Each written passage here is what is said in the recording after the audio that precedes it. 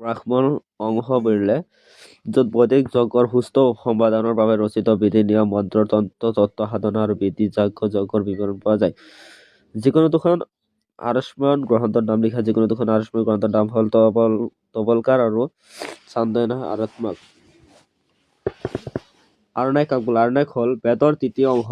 ইয়াত অৰণ্যত বসবাসীসকলৰ উপাসনা বা কৃতজ্ঞৰ যিসমূহ লিপিবদ্ধ আছে। যিকোনো দুজন উপনিষদ দাৰ্শনিকৰ নাম লিখা দুজন উপনিষদ দাৰ্শনিকৰ নাম হ'ল ৰাধাকৃষ্ণ আৰু আচাৰ্য শংকৰাচাৰ্য। বেদ আৰু উপনিষদৰ মাজত পাৰ্থক্য কি আছিল? বেদ আৰু উপনিষদৰ মাজত থকা পাৰ্থক্য হ'ল যাৰ দ্বাৰা ধৰ্ম আৰু অধৰ্ম।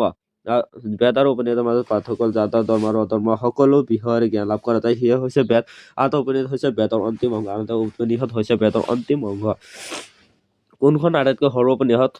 মাণ্ডুক্য উপনিষদ আটাইতকৈ সৰু উপনিষদ। ব্ৰহ্ম শব্দটোৰ আক্ষৰিক অৰ্থ কি আছিল? ব্ৰহ্ম শব্দটো বৃহৎ ধাতুৰ পৰা নিষ্পত্তি কৰা হৈছে।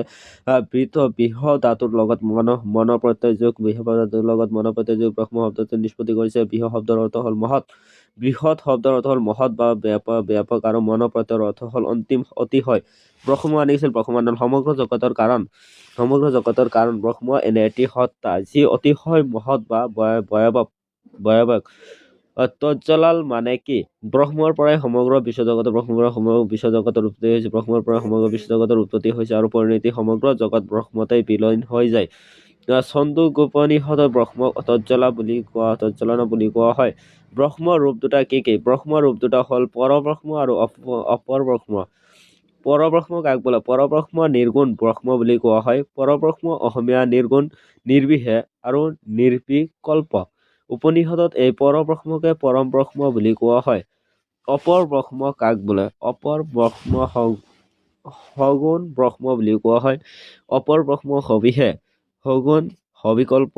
অপৰ ব্ৰহ্ম সগুণ হোৱাৰ বাবে ই উপাসনাৰ বিষয়। অপৰ ব্ৰহ্মক ঈশ্বৰ বুলি কোৱা হয়। সগুণ ব্ৰহ্ম কাক বোলে? সগুণ ব্ৰহ্ম ঈশ্বৰ বুলি কোৱা হয়। সগুণ ব্ৰহ্ম সৰ্বব্যাপক আৰু সৰ্বশক্তিমান। সগুণ ব্ৰহ্ম সমস্ত জগতৰ কৰ্তা, জ্ঞাতা, হৰ্তা আৰু নিয়ন্তা। ই সকলো জীৱৰ বাংগীয় বিধাতা। নিৰ্গুণ ব্ৰহ্ম কাক বোলে? নিৰ্গুণ ব্ৰহ্ম অসমীয়া অসীম, নিৰ্বিশেষ, নিৰ্বিকল্প আৰু নিৰুপাধি। নিৰ্গুণ ব্ৰহ্ম উপাসনাৰ বিষয় নহয়। নিৰ্গুণ ব্ৰহ্মৰ ব্যাখ্যা নেতি আকাৰত বৰ্ণনা কৰা হয়। সগুণ আৰু নিৰ্গুণ ব্ৰহ্মৰ মাজত দুটা পাৰ্থক্য উল্লেখ কৰা। সগুণ আৰু নিৰ্গুণ ব্ৰহ্মৰ মাজত থকা পাৰ্থক্য তলত উল্লেখ কৰা হ'ল। সগুণৰ অৰ্থ হৈছে গুণাগুণৰ সৈতে, আনহাতে নিৰ্গুণৰ অৰ্থ হৈছে গুণাগুণৰ অবিহনে। সগুণৰ অৰ্থ হৈছে গুণাগুণৰ সৈতে, আনহাতে নিৰ্গুণৰ অৰ্থ হৈছে